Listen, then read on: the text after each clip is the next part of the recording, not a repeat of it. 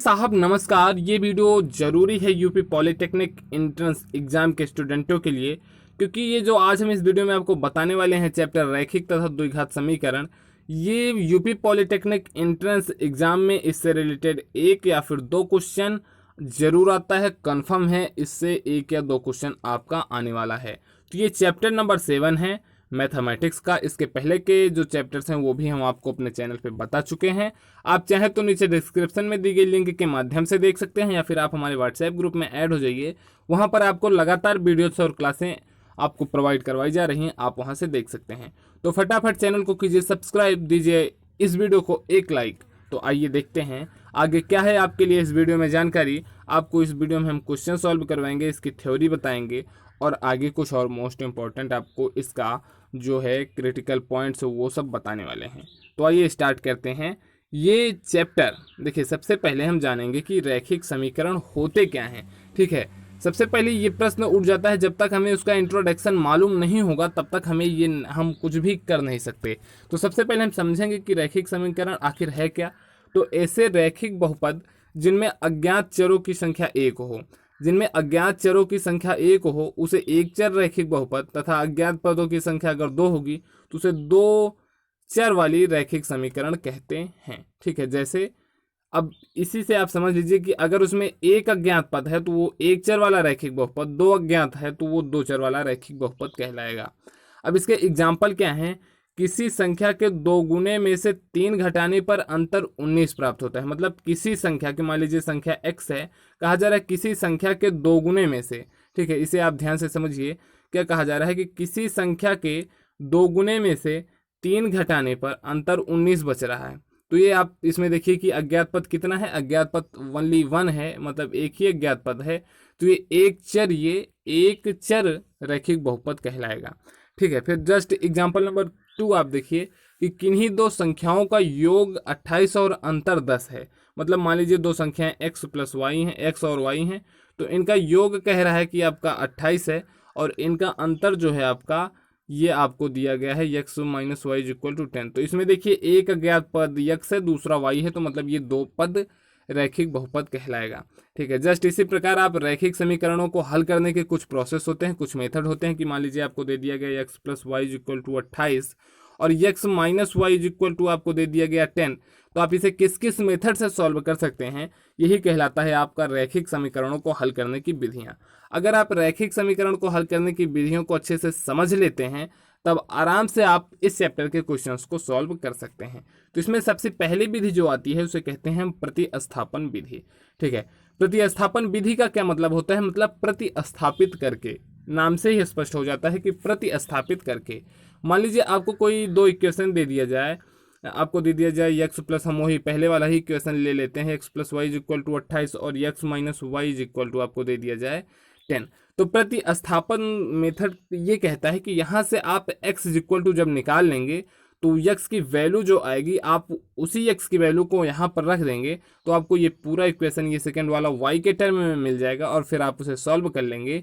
तो यही प्रोसेस आपकी कहलाती है प्रतिस्थापन मेथड। देखिए इसका क्या है, इसमें आपको मान लीजिए ये दो एग्जाम्पल दिए गए हैं, दो आपको इक्वेशन दिया गया है, equation number 1 and equation number 2। 2x minus y is equal to 3 and 4x minus y is equal to 5। यहाँ से आपको x और y की वैल्यू ज्ञात करनी है। ये भी आप क्लियर कर लीजिए कि इसमें दो अज्ञात पद हैं, मतलब ये दो चरों वाला रैखिक बहुपद कहलाएगा। अब आप प्रतिस्थापन जब मेथड इसमें यूज करेंगे तो चाहे आप फर्स्ट इक्वेशन से x व y का मान निकाल करके सेकेंड मेथड में रख दें, या फिर सेकेंड इक्वेशन से आप x व y की वैल्यू निकाल करके उसे फर्स्ट इक्वेशन में रख दें। तो हम करते क्या हैं, हम फर्स्ट इक्वेशन में से y की वैल्यू निकाल करके सेकेंड इक्वेशन में रख देते हैं। ठीक है, जब आप फर्स्ट इक्वेशन में से y की वैल्यू इसमें से निकालेंगे तो आपको दिया गया है 2x minus y is equal to 3। तो आपको y पॉजिटिव में निकालना है, तो आप y इधर कर लीजिए और 3 को इधर जब ले जाएंगे तो ये आपका हो जाएगा 2x minus 3 is equal to y. मतलब y इज इक्वल टू आपका आ जाएगा 2x माइनस 3। अब इसी y की जो ये आपको वैल्यू प्राप्त हुई इक्वेशन नंबर 3, इसी को आप जो आपको इक्वेशन नंबर 7 सेकेंड दिया गया था 4x minus y is equal to 5, उसी में जब आप y के प्लेस पर ये रख देंगे तो आपका हो जाएगा 4x minus 2x minus 3 is equal to 5 और आप इसे सॉल्व कर लेंगे। तो ये प्रोसेस आपकी कहलाएगी प्रतिस्थापन मेथड। फिर उसके जस्ट बाद आता है आपका मेथड नंबर 2, विलोपन विधि। ठीक है, ये विधि बहुत इंपॉर्टेंट है।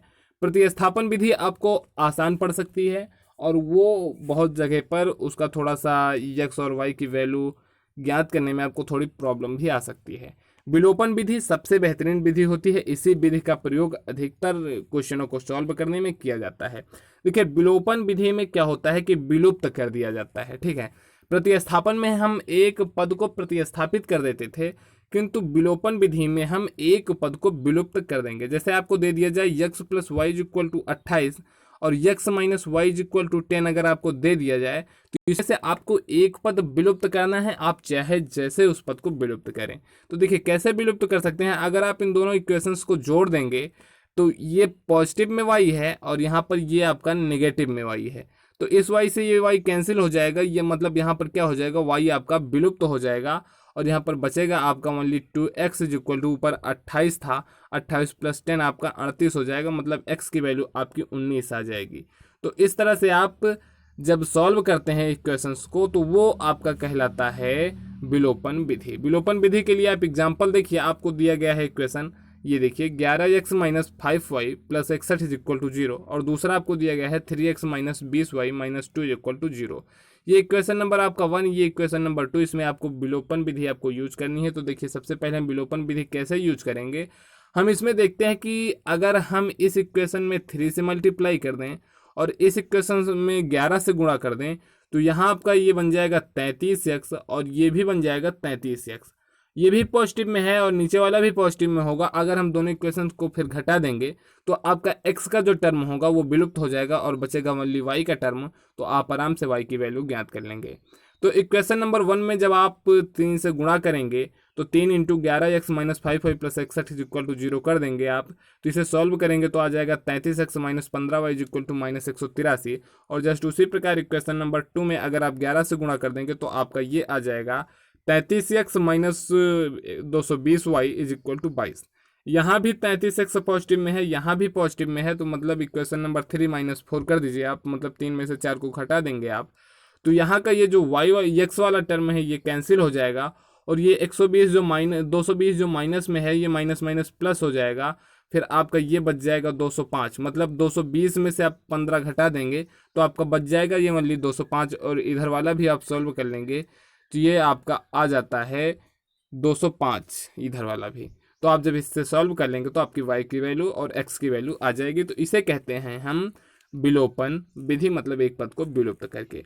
फिर आपका तीसरा क्या होता है, तीसरा मेथड होता है आपका वज्र गुणनखंड। मतलब वज्र गुणनखंड मतलब क्रॉस मल्टीप्लिकेशन मेथड। ये मेथड थोड़ा सा डिफिकल्ट पड़ता है स्टूडेंटों के लिए, बट इस मेथड को आपको सॉल्व करने के लिए इसका सिंपली ये रूल होता है कि इसका आप फार्मूला याद कर लीजिए। अगर आपको इसका फार्मूला याद हो जाता है अच्छे से आपको विदाउट एनी कंफ्यूजन, तो सबसे आसान मेथड आपका होता है वज्र गुणनखंड ही, अगर आपको फार्मूला याद हो जाता है। बस प्रॉब्लम ये होती है कि बच्चे फार्मूला भूल जाते हैं। देखिए अगर आपको कोई दो पद दे दिया जाए, दो इक्वेशन दे दी जाए जिसमें कि दो चर वाले हों, a1x plus b1y plus c1 is equal to 0 और दूसरा इक्वेशन आपको दे दिया जाए a2x plus b2y plus c2 is equal to 0, तब वज्र गुणनखंड आपको जो मेथड कहता है ये कहता है कि x अपान आपका ये हो जाएगा x upon b1c2 minus b2c1। मतलब इस यक्स के अपान में हो जाएगा x अपान b1c2 मतलब b1 into c2 minus b2 into c1। ठीक है, इज इक्वल टू में आपका हो जाएगा y upon c1a2 minus c2a1 is equal to आपका हो जाता है 1 अपान a1b2 माइनस a2b1। आपको कुछ नहीं करना है, आपको ये याद कर लेना है, अपनी नोटबुक में लिख लेना है। x upon b1c2 minus b2c1 is equal to y upon c1a2 minus c2a1 is equal to 1 upon a1b2 minus a2b1। जब आप ऐसा इक्वेशन जो आपको इक्वेशन दिया गया है आप उसको इस तरह से कन्वर्ट कर लेंगे तो आपको यहाँ से x और y की वैल्यू बहुत ही आसानी से मिल जाएगी। एक बार x इज इक्वल टू मतलब इस इक्वेशन के बराबर इसको जब रख देंगे तो यहाँ पर ओनली एक अचर पद बचेगा x, तो आप यहाँ से x की वैल्यू निकाल लेंगे और जब आप एक बार इसके साथ y को रखेंगे तो आप यहाँ से y की वैल्यू भी निकाल लेंगे। या फिर आप डायरेक्ट इसके लिए ये फार्मूला भी याद कर सकते हैं कि x इज इक्वल टू आपका होता है b1c2 माइनस b2c1 अपान a1b2 माइनस a2b1 और y is equal to c1a2 minus c2a1 upon a1b2 minus a2b1। हालांकि ये फार्मूला आपको मेन फार्मूला आपका ये है, आप इसी को याद करिए, आप इसी को नोटबुक में अपने लिखिए, यही ज़्यादा कंफर्टेबल पड़ेगा। तो उसके बाद आता है आपका द्विघात समीकरण, मतलब द्विघात समीकरण जिसमें आपका घात कितनी हो, घात आपकी 2 हो। ऐसे क्वेश्चंस बहुत मोस्ट इंपॉर्टेंट होते हैं, ये आपने क्लास 10th में पढ़ा भी होगा द्विघात समीकरण एकदम बिल्कुल अच्छे से। बट यहाँ पर आपको इसका केवल कॉन्सेप्ट समझना है। आपको यहाँ पर आप कॉम्पिटेटिव एग्जाम देने जा रहे हैं तो आपको इसी हिसाब से पढ़ना है कि आप एग्जाम में अच्छे नंबर लेकर के आ सकें। तो वह समीकरण जिसमें समीकरण की घात 2 होती है द्विघात समीकरण कहलाता है। द्विघात समीकरण के लिए आपको मान लीजिए कोई द्विघात समीकरण दे दिया जाए ax² plus bx plus c, तो इसके 2 मूल होंगे, क्योंकि अगर घात 2 है तो इसके मूल भी 2 ही होंगे, अगर घात 3 तब मूल 3। ये कॉन्सेप्ट वाली बात है कि अगर घात 2 तो मूल 2, घात 3 तो मूल 3, जितनी घातें उतने मूल। ठीक है, अगर आपको ये दे दिया जाए तो इसका विविक्तकर जो होता है, विविक्तकर d इज इक्वल टू होता है b² माइनस 4ac।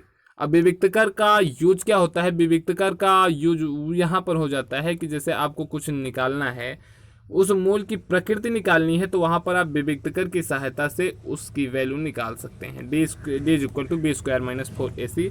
आपको a की वैल्यू यहाँ से मिल जाएगी, b की वैल्यू यहाँ से, c की वैल्यू यहाँ से। आपको इसकी तुलना आपको जो इक्वेशन दिया गया है उससे कर देनी है, और जो आपका मूल आएगा x और y, ये इज इक्वल टू के होता है minus b plus minus root के अंदर b² माइनस 4ac अपान 2a। ये फार्मूला कहलाता है श्रीधराचार्य फार्मूला। मतलब चाहे आप अल्फ़ा बीटा मान लीजिए कि 2 इक्वेशन हैं, तो अल्फ़ा बीटा 2 मूल हैं, तो इसका जो वैल्यू होगा वो आपका होता है minus b plus minus root के अंदर b² माइनस 4ac अपान 2a। आप इसी फार्मूले पे अगर एक बार b और ac की वैल्यू रख देंगे और एक बार पॉजिटिव ले लेंगे तो आपको एक बार x की वैल्यू मिल जाएगी, और जब आप एक बार नेगेटिव ले लेंगे तो आपको y की, या मतलब अल्फ़ा और बीटा की आपको अलग अलग वैल्यू मिल जाएगी। तो यहाँ से आप ऐसे क्वेश्चंस को सॉल्व कर सकते हैं। अब द्विघात समीकरण में कुछ और कॉन्सेप्ट ये होते हैं कि मान लीजिए आपको द्विघात समीकरण ये दे दिया जाए और इसके मूल अल्फ़ा और बीटा हों, तो जो मूलों का योगफल होता है अल्फ़ा प्लस बीटा, ये आपका होता है माइनस b अपान a। मतलब अगर आपको इक्वेशन ये दे दिया गया इसके मूल अल्फ़ा बीटा, तो मूलों का योगफल इज इक्वल टू होता है माइनस b अपान a, और मूलों का गुणनफल इज इक्वल टू होता है c अपान a। ये भी मोस्ट इंपॉर्टेंट है और ये भी आपका मोस्ट इंपॉर्टेंट है, इसी पर बेस्ड क्वेश्चंस आते हैं, आप उसे लगा सकते हैं। आपका क्या हो जाएगा, मूलों का समांतर माध्य, आप समांतर माध्य पढ़े ही होंगे, अल्फ़ा प्लस बीटा बाई 2 हो जाएगा, और मूलों का हरात्मक माध्य आपका हो जाता है 2 अल्फ़ा बीटा अपान अल्फ़ा प्लस बीटा।